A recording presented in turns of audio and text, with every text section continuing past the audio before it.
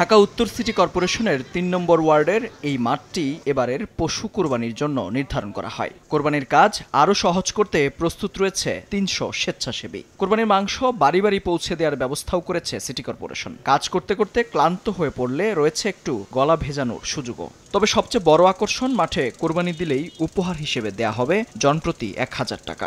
অপেক্ষা কেবল নগরবাসীর। গরুটাকে জবাই করার পরে ওই সেলার পরে মাংসটাকে ভ্যানি করিয়া যে মালিক তার বাসায় পৌঁছাই দেওয়া। যারা এখানে মাঠে এসে গরু কুরবানি দেবে গলা শুকিয়ে যাবে, এই জন্য আর কি দিতেছি সবটাই। এত সুবিধা থাকার পরও ৬০০ গরু নির্ধারিত স্থানে সোমবার দুপুর পর্যন্ত গরু এসেছে মাত্র ৫০টির মতো। তবে যারা এসেছেন সবাই নিজেদের সন্তুষ্টির কথা জানিয়েছেন। এখানে আনার সুবিধা হচ্ছে গরুর বজ্রগুলো এখান থেকে পরিষ্কার করে এবং গরু কাটা যাবে। আমাদের বসার ব্যবস্থা করা হয়েছে, ফ্যানের ব্যবস্থা করা হয়েছে।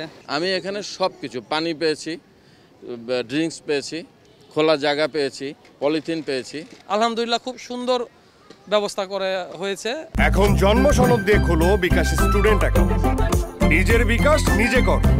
উত্তর সিটির অলিগলি ঘুরে দেখা গেল সেই চিরচেনা দৃশ্য, অর্থাৎ যার যার বাড়ির সামনে রাস্তার উপরে আস্থা রেখেছেন নগরবাসী।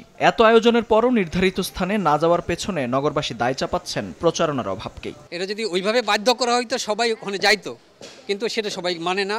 বালুটা যদি ডেকে দেওয়া হয় ওখানে কোরবানি দিবে, আমিও দিব, সবাই দিবে। নির্ধারিত স্থানে কোরবানির পশু আনতে না পারার বিষয়টি অকপটেই স্বীকার করেছেন উত্তর সিটির মেয়র। এইটা কিন্তু একটা এক্সপিরিয়েন্স, কিন্তু যে দেখলাম ওখানে বালি আছে, সুতরাং বালির মধ্যে পশু কোরবানি দেওয়া যাচ্ছে না। আমাদেরকে দিতে হবে তাহলে রোডের উপরে। সুতরাং আমাদের কিছু রোড নির্দিষ্ট করে দিতে হবে, এই জন্য যে রোডে যদি পিচ নষ্ট হয়ে যায় সাথে সাথে এটিকে আবার ঠিক করে দিতে হবে। ২০১৫ সালে সর্বপ্রথম পশু কোরবানির নির্ধারিত স্থানের এই ধারণা নিয়ে আসে ২ সিটি কর্পোরেশন। এত বছরেও এই পরিকল্পনায় ব্যর্থ হওয়ার পেছনে কর্তৃপক্ষের সমন্বয়ের অভাবকেই দায়ী করছেন নগরবাসী। মেহেদী হাসান, সময় সংবাদ, ঢাকা।